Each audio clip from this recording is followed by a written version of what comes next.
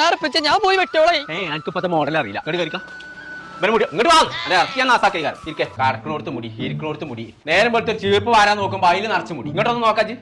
നോക്കാം. കൊയിഞ്ഞിങ്ങനെ പോരാ. ഇങ്ങനെ ഉണ്ടൊരു കൊയിച്ചില്. ലേസം വെട്ടിയാതിട്ടോ. ഇവിടെ ഒരു വര. ഇവിടെ ഒരു വര ഇട്ടോളി. വരെ കുറിയ കുത്തോ കോമ എന്തേലും ഇട്ടോണ്ടു. ഇവിടെ എന്നാ ഒരു കാര്യം പറയാണ്ട്. തലയിൽ മുടി പാടില്ല. മുട്ട നടിച്ചാ. അപ്പൊ മുട്ട അടിച്ചതേ? മുട്ട അടിച്ചോ? അതിന് പിരാന്താണ്.